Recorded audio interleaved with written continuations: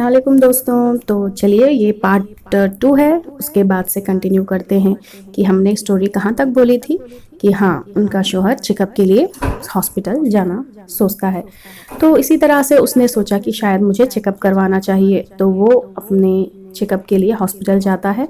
तो वहाँ पर उसे बिल्कुल शॉक देने वाली न्यूज़ मालूम होती है कि उसे कैंसर है। मेरी प्यारी बहनों, वो घबरा जाता है और गुस्सा आता है उसे। डॉक्टर को बेतहाशा गुस्से से गालियां देकर वो बाहर निकल जाता है और दूसरे हॉस्पिटल जाके चेकअप करवाता है कि मुझे तो हमारे ख़ानदान में किसी को भी कोई कैंसर नहीं है, और वो भी कह रहा है कि वो लास्ट स्टेज है, ये कैसे हो सकता है। तो दूसरे डॉक्टर के पास जाके वो चेकअप कराता है, तो वहाँ पर भी वही रिपोर्ट निकलती है कि उसे कैंसर है और वो भी लास्ट स्टेज होता है। अब बिल्कुल मायूस हो जाता है और घबरा जाता है। अब ये सोचकर धीरे से वो अपने घर आता है। जैसे ही बीवी खुशमिजाज हर रोज़ दरवाज़ा खोला करती थी मुस्कुराते हुए, उस दिन भी अपने शौहर के लिए उसने मुस्कुराते हुए दरवाज़ा खोला, लेकिन उसका अपने शौहर का मायूस चेहरा देखकर वो भी पहले घबरा गई। लेकिन फिर इत्मीनान से पूछा कि आप इतना परेशान क्यों लग रही हैं, क्या बात है। तो उनके शौहर ने अपनी बीवी को गले जोर से लगाया और कहा कि बेगम, क्या बताऊं कि मैं सोचता था कि मैं तुम्हारे साथ पूरी ज़िंदगी खुशी खुशी बिताऊंगा, हमारे बच्चे होंगे, मेरी ज़िंदगी होगी, लेकिन शायद भगवान को कुछ और ही मंजूर था। मुझे कैंसर है, वो भी लास्ट स्टेज। मैं बहुत ही परेशान हूँ अपनी तबीयत को लेकर। ये कहकर उदास से वो बैठ गया। बीवी को पहले तो परेशानी हुई, फिर उनके उस्ताद की एक बताई हुई बात उनको याद आई और उसने खुदा के ऊपर भरोसे से अपने शौहर से कहा कि मैं एक अमल जानती हूँ, मैं ये अमल को आपके साथ करूँगी, आपको बस उन चीज़ों को अमल करना है, और उसके बाद अगर आपकी तबीयत अच्छी हो जाए तो मेरी एक शर्त है कि आप उसको मानेंगे। तो उनके शौहर मुस्कुराते हुए कहने लगे कि ये क्या कह रही हो, डॉक्टर का कहना है कि ये आखिरी स्टेज है, वो भी कुछ नहीं कर सकते, तो तुम क्या करोगी। उन्होंने कहा कि बस आप भरोसा कीजिए मेरे ऊपर, मैं कुछ पानी में आपको दवा मिला कर देती रहूँगी, आपको उसको पीते रहना है, और आप जैसे ही ठीक हो जाएंगे तो मेरी एक शर्त है कि आप उसको मानेंगे, बस आप इस पर हाँ कह दीजिए। तो उनके शौहर ने अपनी बीवी की मोहब्बत के ऊपर, उसे यकीन तो नहीं था लेकिन बीवी की मोहब्बत के ऊपर उसने इस बात को मान लिया। तो जिस तरह से अपनी उसकी बीवी ने कहा था, तो हर रोज़ वो अपने पानी में कुछ पढ़कर या फिर उसमें मिलाकर कुछ दिया करती थी। हर रोज़ उसका शौहर उसी पानी को, यानी जब उनका शौहर बाहर चले जाता तो उसमें वो पढ़ कर दम किया कर देती थी और उनके शौहर आने के बाद उसी पानी को पिलाया करती थी। कुछ महीने गुजरने के बाद उनका शौहर अपनी तबीयत में थोड़ा तंदुरुस्ती महसूस करने लग गया और फिर उसकी तबीयत कुछ अच्छी ठीक होने लग गई।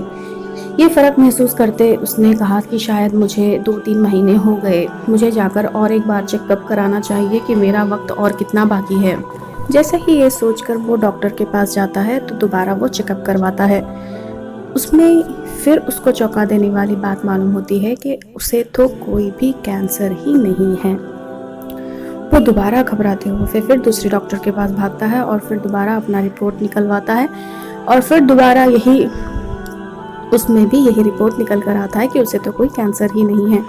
आखिरकार जो पहले डॉक्टरों ने कहा था कि उनको कैंसर आखिरी स्टेज में है, वो खुद ही चौंक जाते हैं कि ये तो बड़ी ही ताज्जुब की बात है कि तुम्हें तो कैंसर ही नहीं है, ये हमारे केस में पहली बार ऐसा है।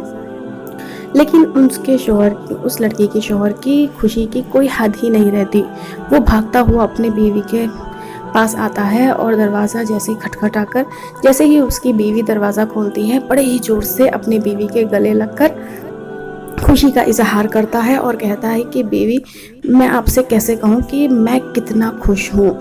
तुम्हें पता है कि आज कितनी ताज्जुब की बात चली कि हॉस्पिटल में आज मैंने जब रिपोर्ट निकलवाया तो मुझे कोई कैंसर ही नहीं है, ये रिपोर्ट में आया। लड़की भी, उनकी बीवी भी बड़ी खुशी हुई और कहा कि बड़ी ही खुशी की बात है।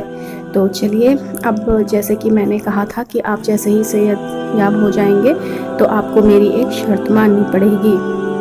अब जाहिर सी बात है कि शौहर तो बड़ा ही खुश था, तो और ऊपर से बीवी भी ज़्यादा मोहब्बत थी बीवी से, तो उसने बड़ी ही खुशी से कहा कि हाँ ज़रूर, बताओ क्या चाहिए, जेवरात में कुछ बनाओ या फिर कोई शॉपिंग करना चाहती हो या कहीं बाहर चले या कहीं टूरिंग पे चले, ये पूछने लग गया।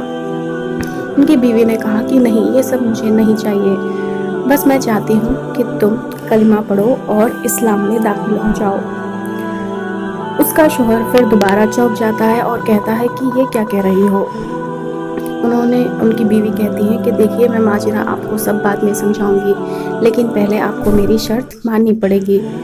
پہلے تو اس کے شوہر بالکل ہی کنفیوز میں رہتا ہے اور اس کی بیوی آخر کیا کہہ رہی ہے یہ اسے کچھ سمجھ نہیں آتا، کیونکہ وہ جانتا تھا کہ ان کے خاندان والے بڑے ہی سخت مزاج کے تھے اور ان کی بیٹی کہہ رہی ہے کہ اسلام قبول کر لو۔ لیکن اب ان کی بیوی کی شرط تھی اور محبت بھی اتنی زیادہ تھی، تو انہوں نے صرف بات کے مثال کے لیے کلمے کو پڑھ کر ان کے سامنے اسلام کو قبول کر لیتے ہیں۔ اس کے بعد ان کی بیوی سے پوچھتے ہیں کہ اب بتاؤ یار، جلدی بتاؤ کہ کیا ماجرا تھا، تم کب سے اسلام میں داخل ہو گئی، یہ کب سے ہوا، کیا تمہارے گھر والے جیسے یہ سب جانتے ہیں؟ تو لڑکی بڑے ہی اطمینان سے سب پورا چلا ہوا ماجرا، بچپن سے ان کے ساتھ حالات پیش ہوئے، یہ سب اپنے شوہر سے وہ ڈسکس کرتی ہے۔ ان کا شوہر یہ سب سننے کے بعد کہتا ہے کہ چلو یہ اچھی بات ہے، لیکن اتنے دن سے تم نے مجھ سے چھپا کے رکھا، اچھا ٹھیک ہے، پہلے تو مجھے یہ بتاؤ کہ تم آخر پانی میں ایسی کیا دوا ملا کر دیا کرتی تھی کہ جو میری بیماری کو پورا ہی ختم کر دیا؟ حالانکہ ڈاکٹروں نے بالکل ہی نا امید دے دی تھی، لیکن تمہاری ایسی دوائی کون سی کام کر گئی جس نے پوری بیماری کو ہی ختم کر دیا؟ تو بیوی بڑے ہی اطمینان سے اپنے شوہر سے بیٹھ کے سمجھاتی ہے کہ دیکھیے، جب میں پڑھ رہی تھی بچپن میں تو میں نے اپنے استاد کو کچھ بچوں سے یہ کہتے ہوئے سنا تھا کہ ایک سورہ ایسا ہے جو کینسر کی بیماریوں کو بھی ختم کرتا ہے۔ بس وہ مجھے یاد آ گیا اور میں نے خدا کے اوپر بھروسے سے اس کو صرف آپ پانی میں دم کر کے پڑھ کر اللہ سے دعا کرتی تھی اور آپ کو پڑھ کر اس کو پلاتی رہتی تھی۔ بس اللہ کا کرم تھا کہ اللہ تعالیٰ نے آپ کو صحت عطا کر دی۔ تو ان کے شوہر نے کہا کہ اچھا، یہ کون سا سورہ ہے آخر؟ تو انہوں نے کہا کہ یہ علم نشرح سورہ ہے۔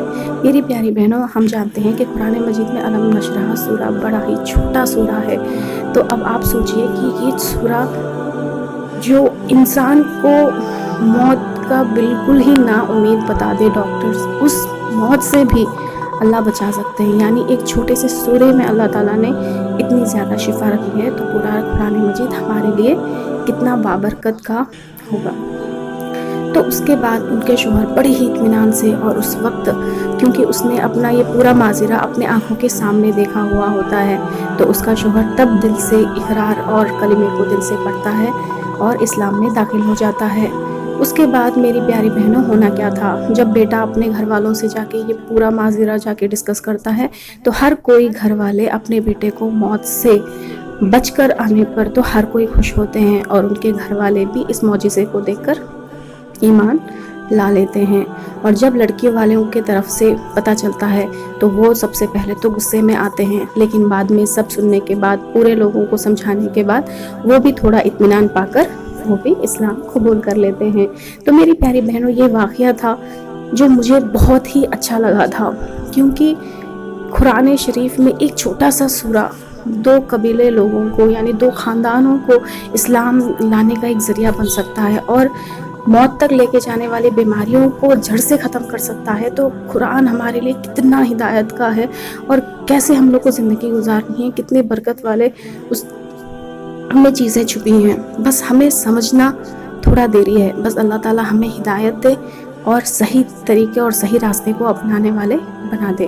آمین ثم آمین۔ آئی ہوپ کہ آپ کو یہ واقعہ اچھا لگا ہوگا اور آپ سنیں گے اور اپنے دوستوں سے بھی شیئر کریں گے۔ السلام علیکم، دعا میں یاد رکھیے۔